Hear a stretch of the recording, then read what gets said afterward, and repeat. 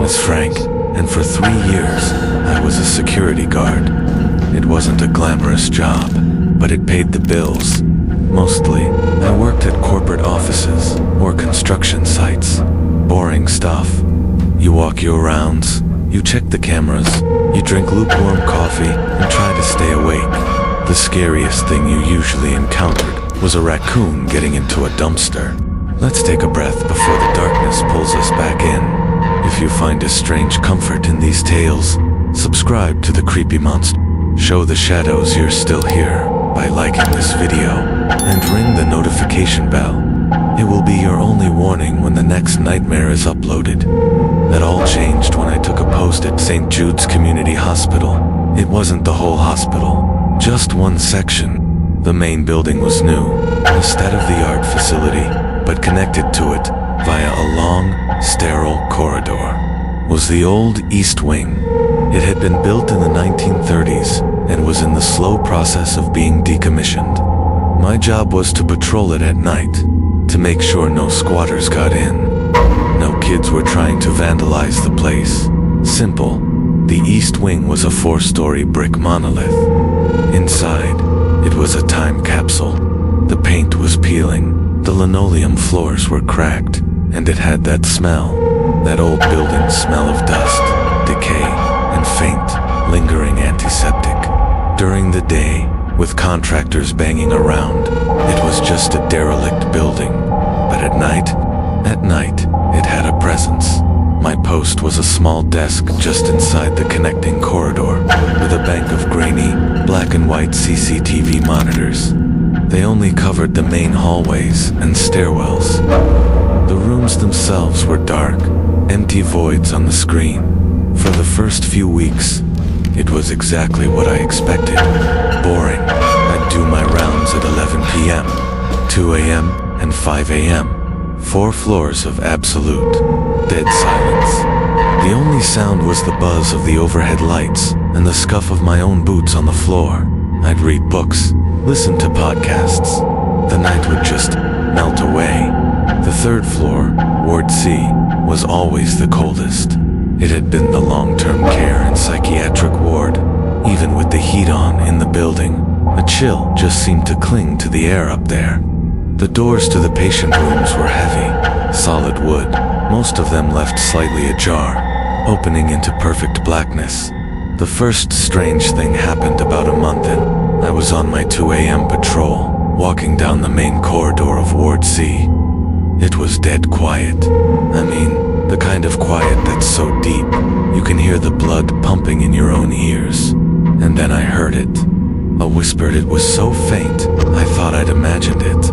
It sounded like air escaping a vent, or the wind rattling a window pane. I stopped, held my breath, and listened. Nothing, just the hum of the building. I shook my head, told myself I was tired, and kept walking. But I couldn't shake the feeling of being watched. A few nights later, it happened again. Same spot, same time. This time, it was a little clearer. It was just a sound. A sibilant hiss, like someone saying, "Sish." I froze. My flashlight beam cut a sharp white cone through the darkness, dancing across the peeling walls. I swept it from door to door. "Hello," I called out. My voice sounded loud, intrusive. It was swallowed by the silence that followed. Nothing. I checked the doors, all locked from the outside, as they should be. The windows at the end of the hall were sealed shut. There was nowhere for the sound to have come from. My heart was hammering against my ribs. I finished my patrol quickly that night, my hand hovering over the radio on my belt. I didn't report it. What would I say? That I thought I heard the building shushing me. They'd think I was crazy. The whispers became a regular thing. Never a full word, just sounds. A sigh, a soft breath, a faint, dry chuckle that seemed to come from right behind my ear. It only ever happened on the 3rd floor. I started to dread my 2 a.m. round. I'd take the stairs up to the 4th floor first, then come down to the 3rd, saving the worst for last. I'd walk faster, shine my light into every corner, trying to be brave, but my skin would be crawling the entire time. Then, things started to move. It started small. I was watching the monitors from my desk. The camera on the third-floor hallway was flickering, the image rolling slightly. I was about to call maintenance in the morning when I saw it. At the very edge of the frame, one of the heavy room doors, C12, slowly swung inward into the darkness of the room. And then, just as slowly, it swung back to its original position, slightly ajar. I stared at the screen, my coffee forgotten. It wasn't a draft. There were no open windows, no air circulation system active in that wing. I rewound the digital recording, played it again.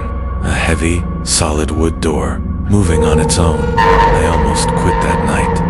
I sat at my desk for an hour, just staring at that monitor, my mind racing. But I needed the job. I convinced myself it was a structural thing, the building settling, an old hinge. Any rational explanation I could grasp onto, but I knew, deep down, I knew it wasn't that. The activity escalated.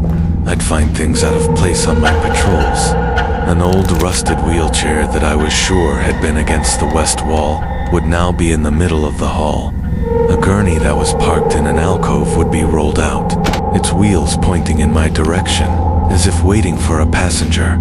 I started taking pictures with my phone at the beginning of my shift, just to prove to myself I wasn't losing my mind, and the pictures proved it. Things were being moved while I was sealed in my little security booth. The whispers were changing, too. They were starting to sound like words. Fragments. I'd hear a soft, raspy voice say things like, ... get out, ... or ... so cold, ... It was never conversational. It was like hearing a recording on a loop, faint and distorted. The breaking point came on a Tuesday night in October. The air had a bite to it, and a storm was rolling in. Rain lashed against the windows of the connecting corridor. I was feeling particularly on edge. Every creak of the old building sounded like a footstep. At 2 a.m., I forced myself to get up for my patrol. I had my heavy mag light in one hand and my radio in the other. I did the first, second, and fourth floors without incident. Then, I took the stairs down toward C. The moment I pushed the fire door open, I felt it. The air was heavy, oppressive, and the cold was intense, seeping into my bones. The whispering started immediately, but this time, it was different. It wasn't one voice. It was dozens. A cacophony of faint, overlapping murmurs coming from all around me, from inside the rooms, from the ceiling, from the floor. I felt a surge of pure, animal panic. I wanted to run, but my feet felt like lead. I had to finish the patrol. I had to prove to myself it was just the storm, just the wind. I walked down the hallway, my flashlight beam shaking violently. The murmurs rose and fell, like waves on a beach. I could almost make out sentences, desperate pleas, angry muttering, sorrowful crying. It was the sound of 100 miserable souls, all trapped and talking at once. I got to the halfway point of the hall. This was where it always felt the worst, right outside room C12. The door was ajar, as always, and then I heard a new sound, a sound that cut through the murmuring and made every hair on my body stand on end. It was a little girl, humming, a simple nursery rhyme tune. It was coming from inside C12. I stood there, frozen in the middle of the hallway, a cold sweat breaking out on my forehead. My training, my logic, my sanity, all just evaporated. There was a child in that room, a squatter, a lost kid. It didn't matter. I had to check. My hand was trembling as I pushed the heavy door. It swung inward with a low groan. I shined my flashlight into the darkness. The room was completely empty. Bare mattress on a metal bed frame. A small barred window with rain streaming down the glass. No one was there, but the humming didn't stop. It was louder now. It was right in the room with me. I swept the light around the small space. The closet was empty. The small attached bathroom was empty. My light finally fell upon the far corner of the room, next to the bed, and my blood ran cold. Scratched into the peeling paint on the wall were words, dozens of them, layered over each other. They were written in a frantic, spidery script, and in the corner, near the floor, was a small, childish drawing of a stick figure family. The humming stopped in the dead silence that followed. A new voice whispered directly into my ear. It was a cold, dry, malevolent voice, and it said, "Clear as day, now you see us." I didn't scream. I didn't even make a sound. I simply turned and ran. I sprinted down that hallway, the cacophony of whispers erupting behind me into what sounded like laughter. I didn't stop until I was back at my desk, fumbling with the keys, my breath coming in ragged sobs. I grabbed my coat and my bag. I didn't radio my supervisor. I didn't clock out. I just left. I walked out into the stormy night and never, ever went back. They called me for 2 days, asking why I'd abandoned my post. I never answered. I don't know what was in that wing. The residue of suffering. Something that was drawn to it. I don't care. All I know is that sometimes, late at night, when the house is quiet, I can still hear it. That faint, dry whisper. And I know, with absolute certainty, that I'm not alone. I worked the midnight to 8 a.m. shift at a 24-hour convenience store for about a year to get through college. It was one of those places right off the highway, an island of buzzing fluorescent light in a sea of darkness. You get all sorts of characters at that hour. Tired truckers, college kids, on a late-night snack run, people whose stories you probably don't want to know. You learn to be a good judge of character, fast. You learn to spot trouble before it walks through the door. But I was wrong about him. I didn't spot the trouble, it spotted me. He came in for the first time on a quiet Wednesday. It was around 3:30 a.m. The only sound was the hum of the drink coolers and a talk radio show I had on low. The bell above the door chimed, and he walked in. He was tall, but he stooped, like he was trying to make himself smaller. He wore a heavy, dark coat, even though it was late spring. It was clean, but old and frayed at the cuffs. He had a gray beanie pulled down low on his forehead, but the first thing I noticed were his eyes. When he looked up at me from under the brim of his hat, I saw they had a strange, yellowish tint to them, like old paper. Jaundice, maybe.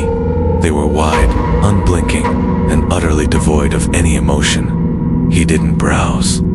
He walked directly to the back of the store, to the cooler that held the single-serving milk cartons. He took one always strawberry and a single, plastic-wrapped Rice Krispie treat. Then he walked to the counter. "Hello," I said, forcing a customer service smile.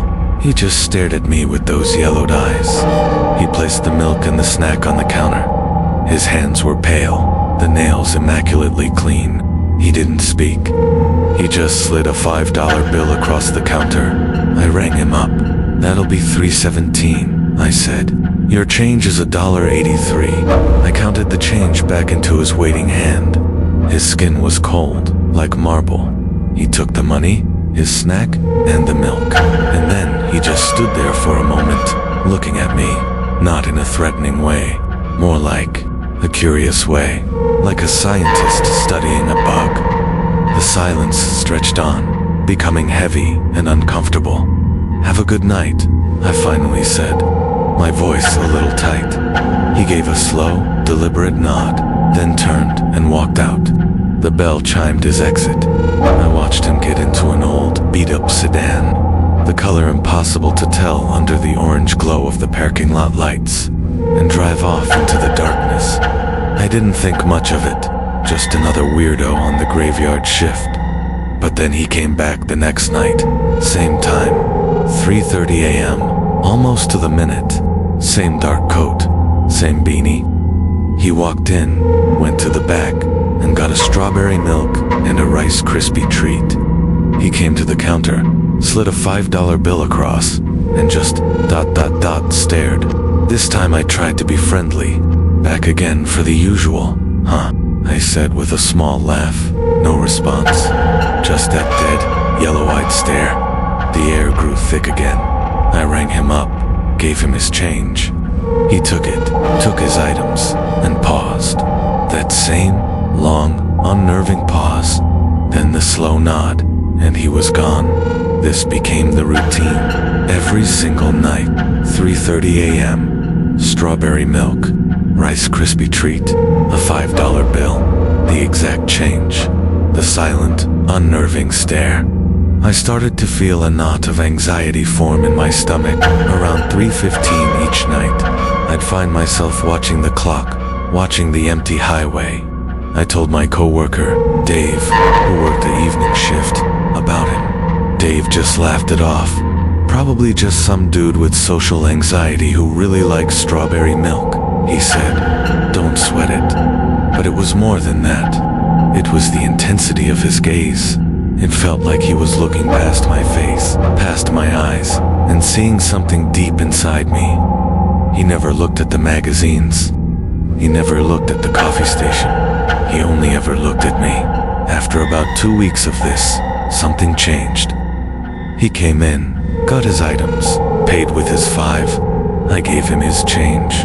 But when he paused this time, he spoke. His voice was a dry, soft rustle, like dead leaves skittering across pavement. You look tired, he said. I was so shocked to hear him speak that I just blinked. Oh yeah, long shift, I managed to say. He nodded, that same slow, deliberate motion. You should get more rest. It's important to be, ... preserved. And then he left. Preserved. What a weird choice of words. It stuck with me. All night. All the next day. It felt less like a piece of advice and more like a statement of intent. The knot of anxiety in my stomach tightened into a cold ball of dread. The next night, I almost called in sick. But I needed the money. I told myself I was being paranoid. He was just a weird guy. So I went in. 3:15 came and went. 3:30, 3:45. He didn't show. For the first time in weeks, he didn't show up. And instead of relief, I felt a new kind of fear. The fear of the broken routine. It was worse than the certainty of seeing him. The night was agonizingly slow. Every shadow in the parking lot looked like his car. Every chime of the bell made my heart leap into my throat. But he never came. It was around 5 a.m. The sun was just starting to hint at the horizon, turning the deep black sky to a bruised purple. A state trooper pulled into the lot. He came in, got a coffee, and made some small talk. On his way out, he paused at the door. Hey kid, he said, make sure you keep this door locked tonight.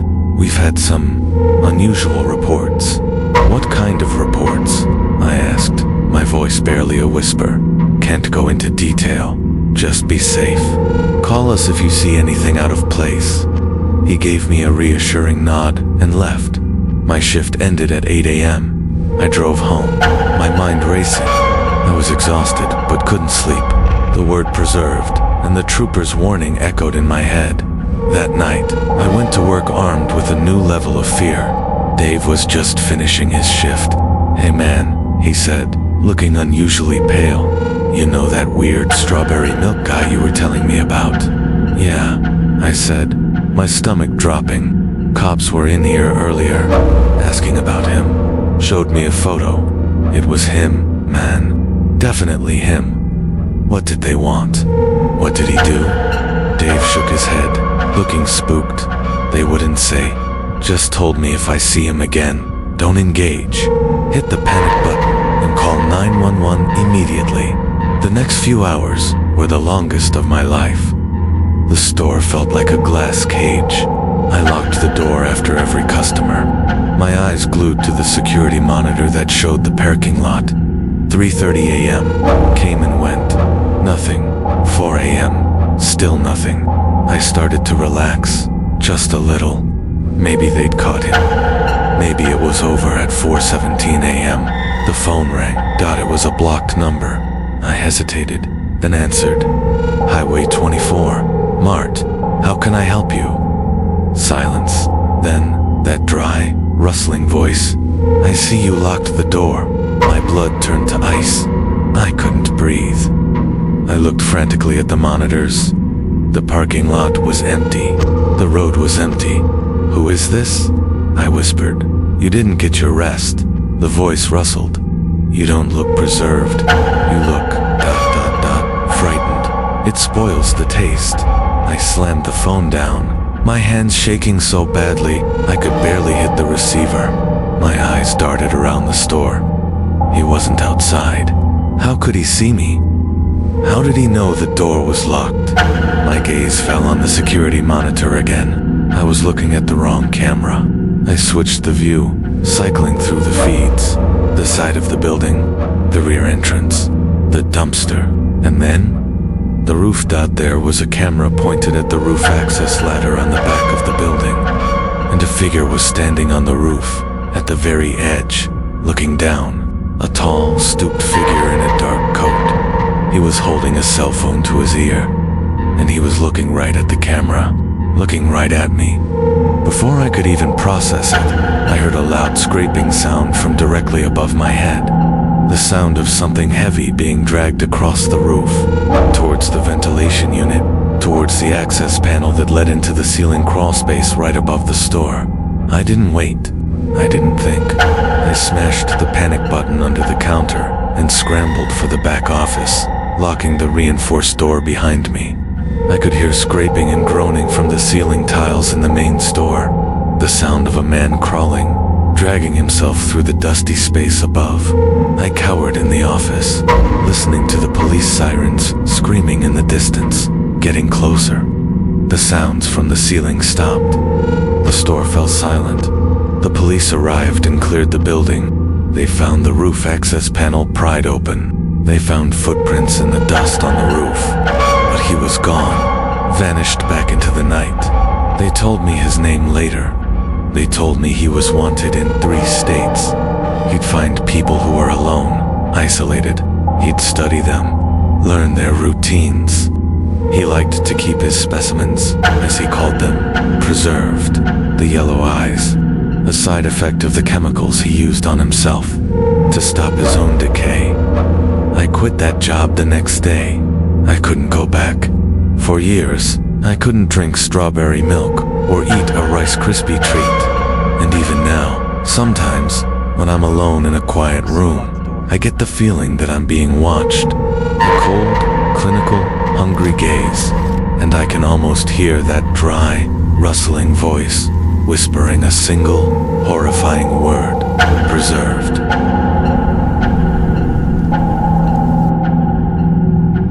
The night shift at a bottling plant is a special kind of hell.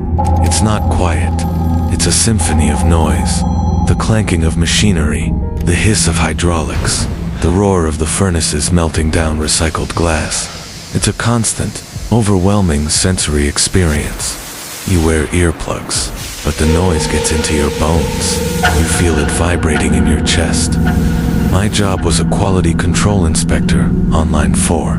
Basically, I stood in a small glass-enclosed booth for 12 hours, watching thousands of identical green bottles glide past on a conveyor belt. A computer did most of the work, using lasers to check for imperfections. My job was to watch the computer and intervene if it flagged too many errors.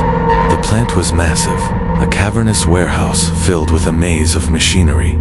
At night, it was mostly automated. There were only about 10 of us in the entire facility, each of us isolated at our own station. You could go a whole shift without seeing another person. Your only companions were the machines and the steam. The sterilization process used superheated steam. Huge vents would periodically release thick, white clouds that would roll through the plant, temporarily obscuring everything in a dense fog before being sucked up by the industrial extractors. It was normal, a part of the symphony. I'd been working there for about 6 months. I was used to the noise, the isolation, the steam. I'd learned to tune it all out, until the night I started seeing the figures. It was during one of the steam releases. A massive cloud billowed out from a vent near my line, enveloping the conveyor belt in a thick, soupy mist. It was mesmerizing to watch, and as the steam swirled, for just a split second, I saw a shape. It was a silhouette, a tall, thin man, standing perfectly still on the other side of the conveyor belt, maybe 30 feet away. He was just there, in the middle of the factory floor, where no one should have been. I blinked, and the steam swirled again, and he was gone. My heart did a little flutter kick. I leaned forward, pressing my face against the glass of my booth, peering into the dissipating fog. Nothing, just the endless river of green bottles and the complex skeleton of machinery. I told myself it was a trick of the light, my mind playing games on me in the middle of the night. The human brain is wired to see patterns, to see faces in clouds, figures in steam. It was nothing, but a few nights later, it happened again.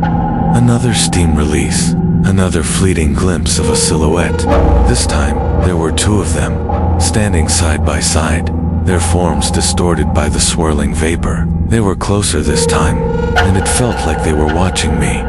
I called my supervisor, a gruff old-timer named Mike, on the internal radio. "Hey Mike, you there? What is it, kid?" His voice crackled back. "Hey, is there anyone else on the floor tonight? Maintenance? Maybe? No, just you, me, and the usual crew at our stations." "Why? No reason," I lied. "Just thought I saw something." "It's the night shift, kid. We all see things. Get back to work." He was right, of course. Sleep deprivation can do strange things to you. I tried to forget it, but the sightings became more frequent.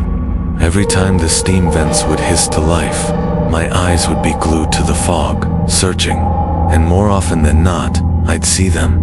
Sometimes one, sometimes two, or even three. Always tall, always thin, always standing perfectly still, and always gone when the steam cleared. They never did anything. They just stood there, watching. It was a slow burn kind of terror, not a jump scare, but a creeping, insidious dread that wormed its way into the back of my mind. I started to feel like I was an exhibit in a zoo, and they were the observers. I started to map their appearances. They were never in the same place twice, but they were always getting closer to my booth. One night, a figure appeared so close. I could have sworn I saw the outline of its long, thin fingers as the steam swirled around it. I was becoming paranoid. During my breaks, I wouldn't go to the empty cafeteria. I'd stay locked in my booth.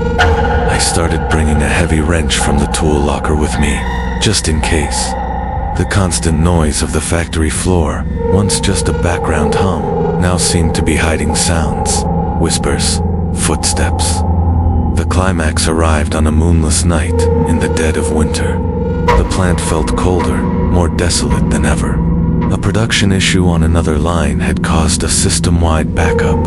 My line, Line 4, was shut down. The endless river of bottles stopped, and for the first time, my section of the plant fell silent. The sudden absence of noise was deafening. I could hear the faint drip of condensation, the electrical buzz of my own monitor. The silence was terrifying. It felt unnatural. It felt expectant. And then, I heard the hiss. The main steam vent 50 feet away erupted, spewing a colossal cloud of white fog that rolled towards me, far thicker than usual due to the system backup. It swallowed the machinery, the walkways, everything. Soon, my little glass booth was an island in a sea of white. I couldn't see more than 2 feet in any direction.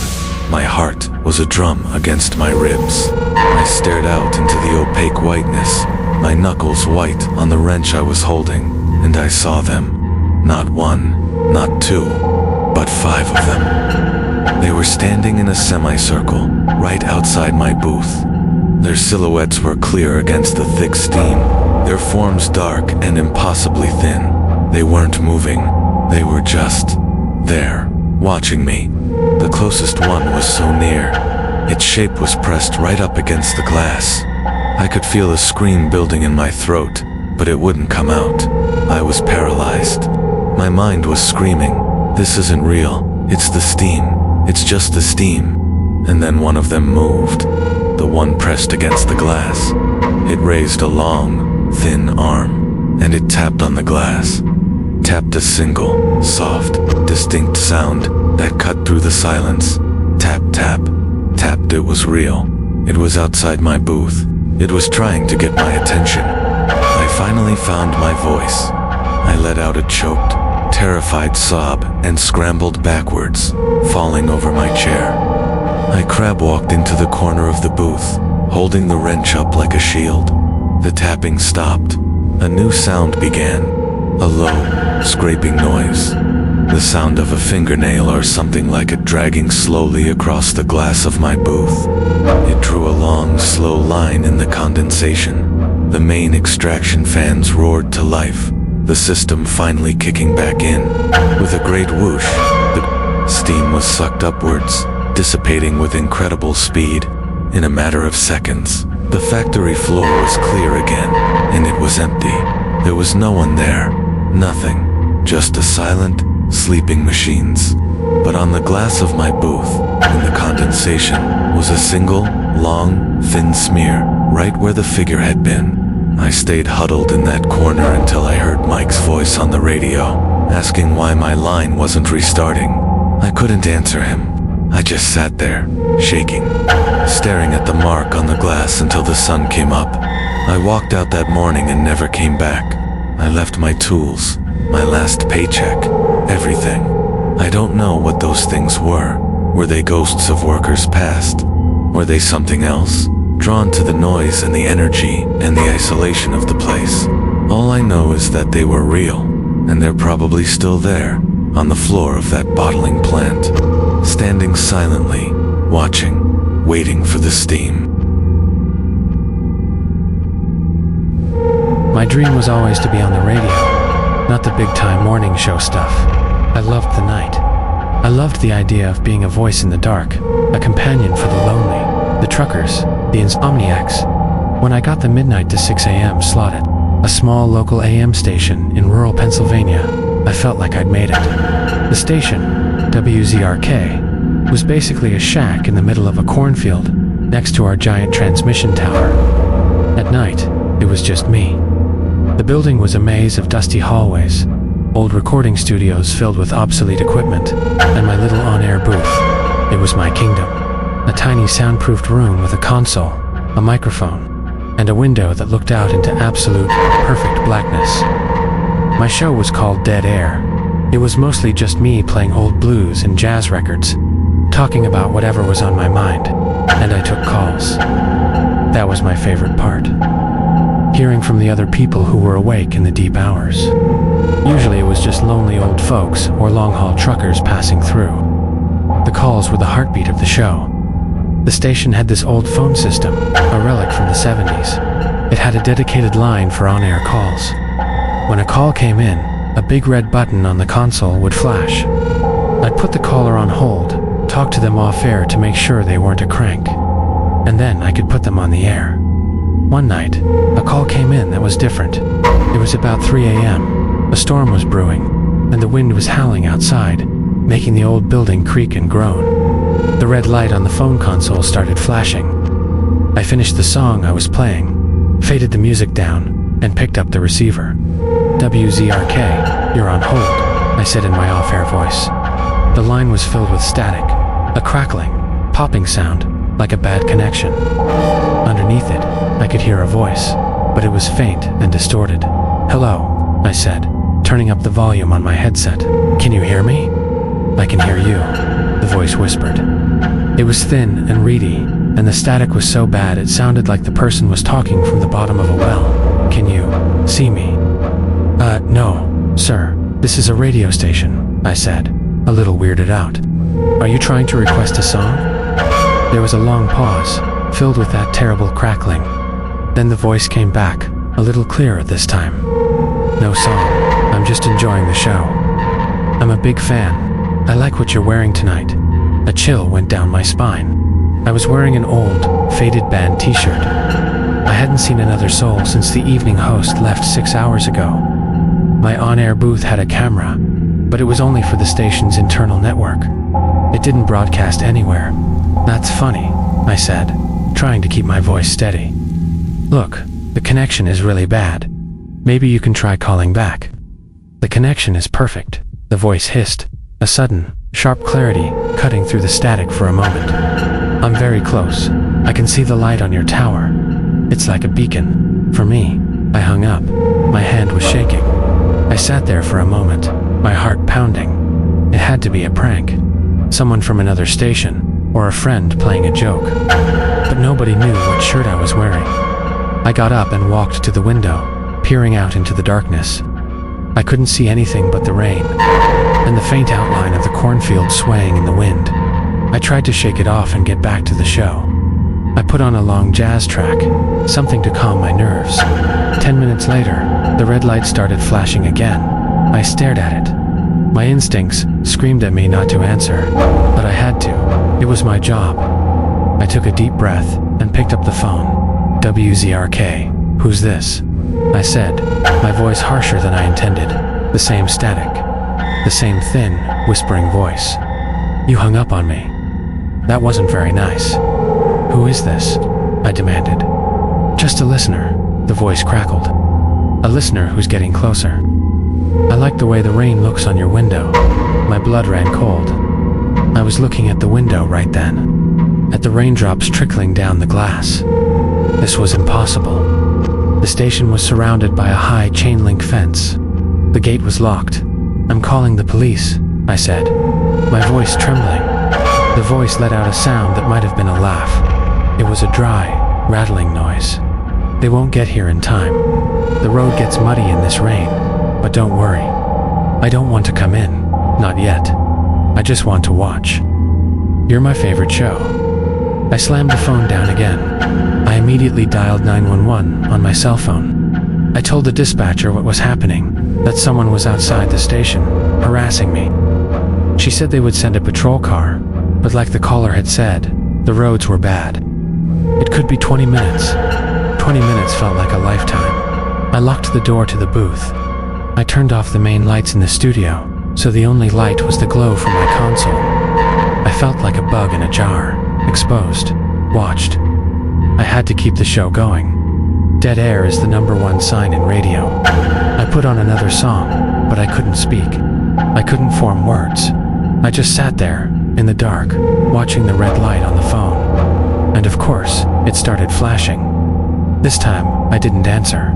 I just let it flash. A pulsing crimson beacon of my own personal terror. It flashed and flashed and flashed. Then, it stopped. Silence. Blessed silence. Maybe he'd given up. Maybe the thought of the police had scared him off. I let out a breath I didn't realize I'd been holding. That's when the other phone rang, not the on-air line. The studio's private line, the one that wasn't for public use. The number was unlisted. Only station employees had it.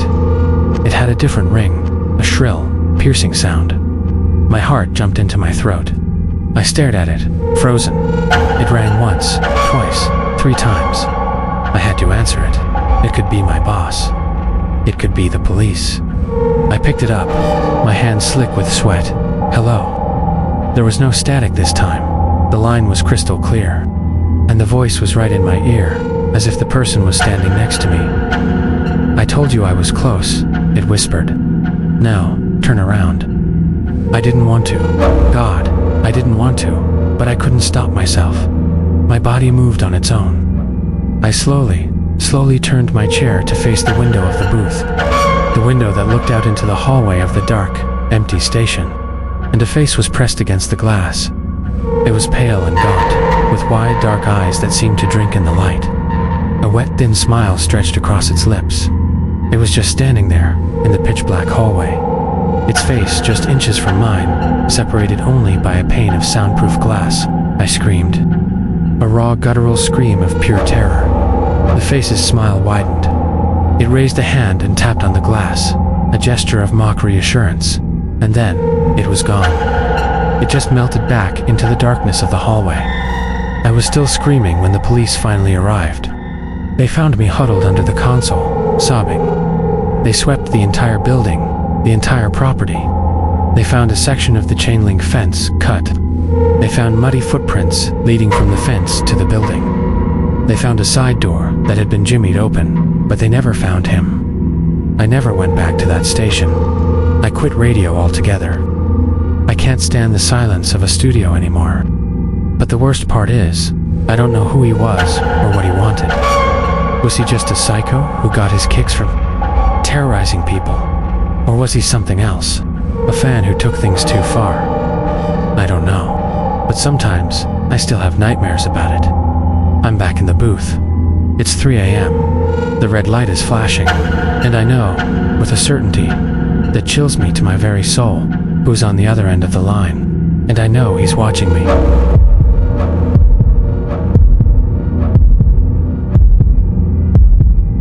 Working the night audit at a hotel sounds quiet, and it usually is. From about midnight to 5 a.m., the hotel is a ghost town. My job was simple: run the end-of-day reports, handle the occasional late check-in or early checkout, and basically just be the sole human presence in a building full of sleeping people. I worked at the Grand Regent, an old hotel that had seen better days. It was one of those places that tried to be fancy, but was just a little too worn around the edges. The carpets were faded, and the brass fixtures were tarnished. It had long, dimly lit hallways that seemed to stretch on forever. I liked the quiet. I liked the solitude, until the guest in room 313 checked in. He arrived late on a Tuesday, around 1 a.m. He wasn't like our usual guests, who were mostly business travelers or families. He was a small, bird-like man in an oversized, rumpled suit. He had thin gray hair and watery eyes that darted around the lobby, never quite settling on anything. He didn't have any luggage, not even a briefcase, just the clothes on his back. He paid in cash for one night. He gave his name as Mr. Jones. He was polite, but in a strange, detached way. He never made eye contact. I gave him his key card, pointed him towards the elevators, and he scurried off without another word. I didn't think anything of it. We got all kinds. The first call came about an hour later. It was from room 313. "Front desk," I answered. A voice, thin and raspy, came from the other end. It was Mr. Jones. "The television," he said. "It's too loud, sir. You have the remote. You can control the volume yourself," I explained. No, he rasped. "It's too loud even when it's off. The electricity. It buzzes. It's keeping me awake." I was a bit taken aback. "I can send maintenance up in the morning, sir. There's not much I can do about it now." "No," he said sharply. "Don't send anyone. I don't want to be disturbed. Just ... Make a note of it." He hung up. Weird, but not unheard of. Some people are just particular. An hour after that, he called again. "Front desk, it's the bed," Mr. Jones's reedy voice complained. "It's not ... centered. The whole room feels off balance. Sir, I don't know what you mean," I said, confused. "The bed, it needs to be moved 3 inches to the left. It's throwing off the symmetry. I can't rest. Mr. Jones, I'm the only one here. I can't come up and move your furniture. We can try to move you to another room if you'd like."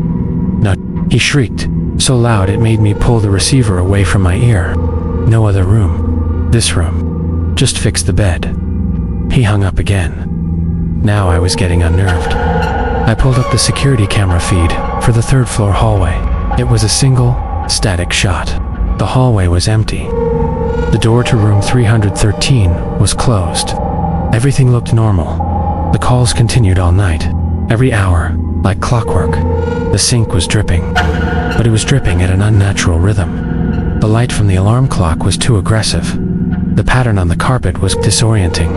With every call, his voice got more agitated, more frantic. But he always refused my offer to move him to a new room or to send someone up. "Don't disturb me," he'd hiss, and then hang up.